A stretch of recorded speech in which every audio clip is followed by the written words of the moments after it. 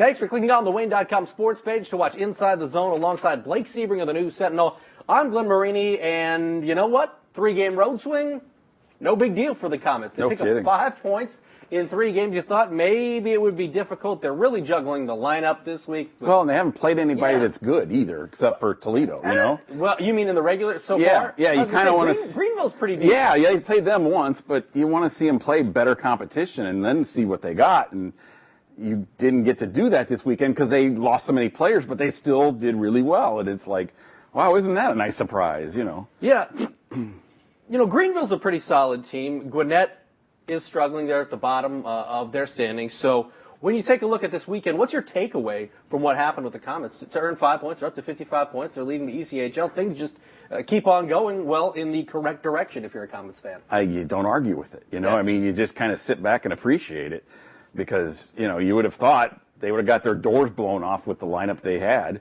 I mean, who can predict 3 defensemen having their first goals of the year like yesterday? I mean, that's crazy stuff. I mean, that's storybook stuff, and it worked out great. I mean, I was kidding Gary after Saturday night's game. I said they had 4 goaltenders ended up on this trip. I said, can any of them play forward? You know, I mean, and that's how crazy this is, and it just keeps rolling.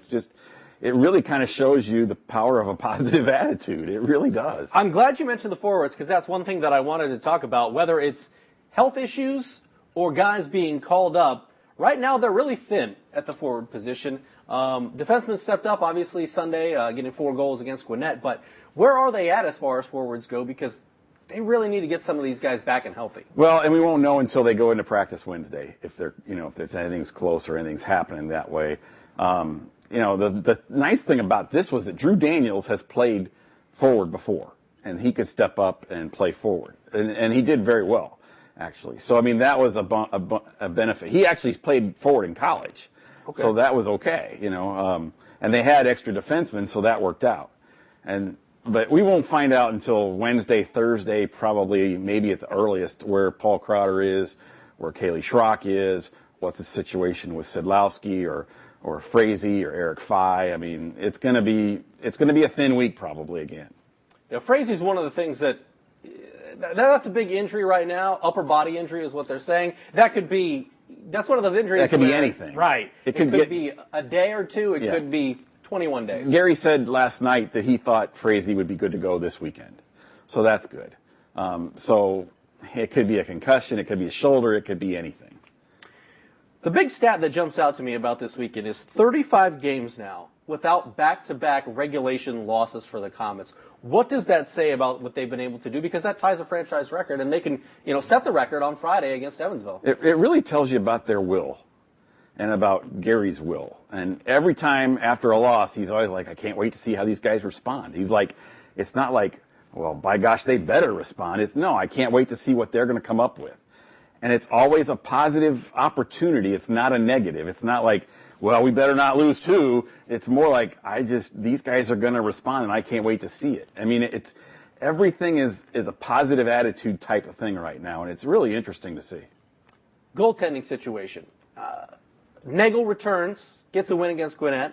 Roman Will played well in his absence. Well. So right now, how do you balance having 2 guys? I know Nagel's the guy. Nagel, you can make a pretty good argument that he's the league MVP right now. Definitely, in many people's eyes, the team MVP. So how do you juggle that if you're Gary right now? Or is it a situation that maybe takes care of itself? Could we see Nagel back up? I guess the thing with the call-ups is it could happen any time. Right. You don't know if Will's going to be here this weekend. I mean, you really don't know. I mean, I set a rotation and just keep playing it. Just play it out that way. I'd go every other and see what happens. You're in a great shape. You're in a great situation, considering everybody wanted them to go out and sign somebody new last week. Well, if you signed somebody new last week, then you would have had to get rid of them Saturday. You know, right. I mean, it wouldn't have done you any good.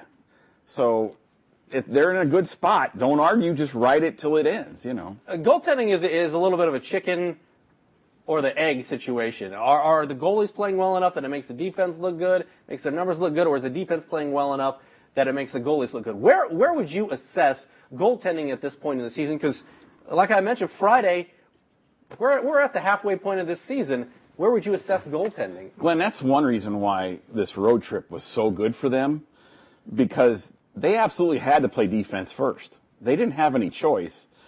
with all the guys they were missing. They had to do it the right way, and they did it. Even Saturday night, where they lost in a shootout, 3-2, they were down 2-1 going into the last 30 seconds. They still had a chance to win or come back because of their defense, and they had to play that way. And I think this is really good for them in the long term, is being forced to look at that way and be careful and not commit as many turnovers, maybe not be quite as aggressive and make risky plays in offensive zone.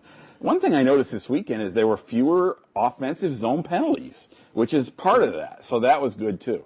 Christian Willett, 2 goals on Friday. Good to see him healthy. Good to see him effective. What does he bring to this team when he's out there on the ice? Well, let's face it. I personally think with Sedlowski gone, Christian is possibly the most talented individual player on the team. He's got size. He's got speed. He's not afraid to use either.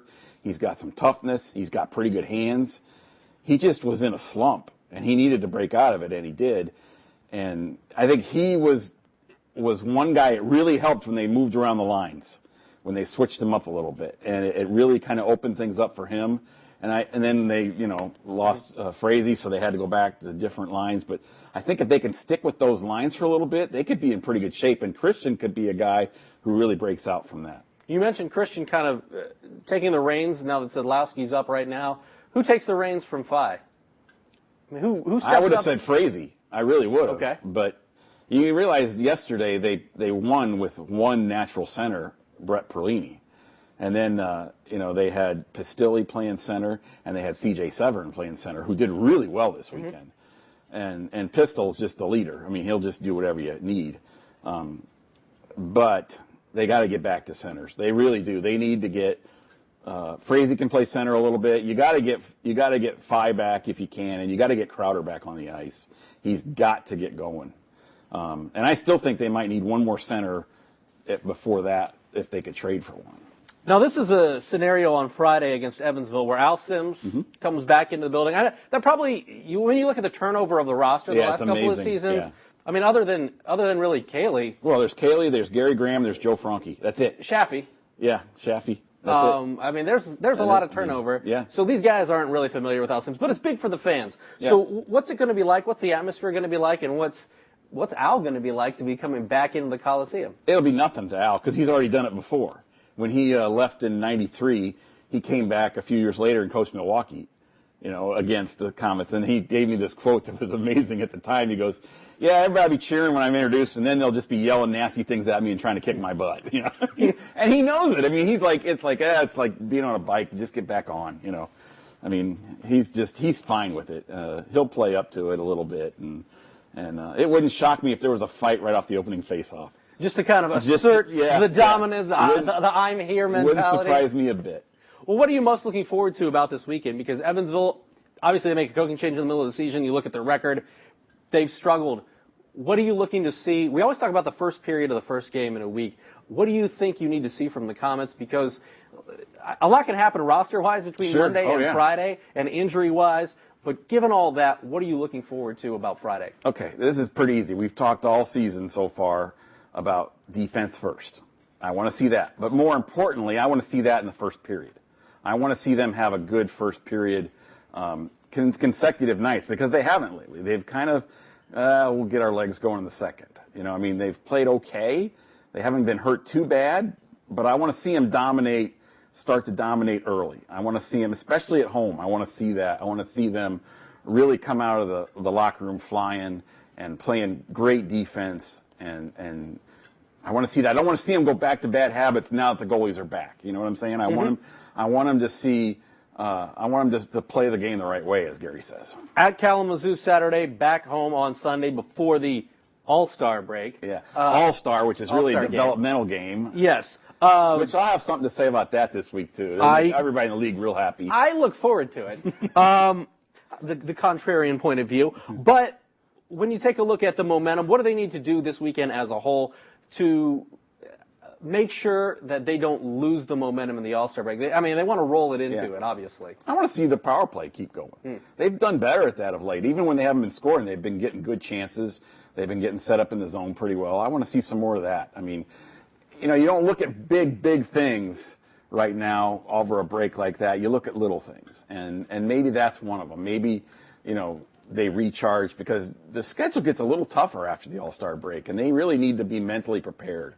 And playing shorthanded like this, if they go through another weekend like that, they're going to need some time off. All right, sounds good. He's Blake Sebring. Next week, Blake, we're going to be talking about kind of mid-season awards for the Komets. Who's the best rookie? Who's the MVP? Those kind of things as the season winds to that All-Star break. There you go. All-Star game. Yeah, and actually they'll hit the halfway point Friday night, so it'll be good. Yep, game number 36 on Friday against Evansville and Al Sims. Should be a good time for the fans. Of course, we'll wrap it all up on Monday with Blake. I'm Glenn, and we'll see you then.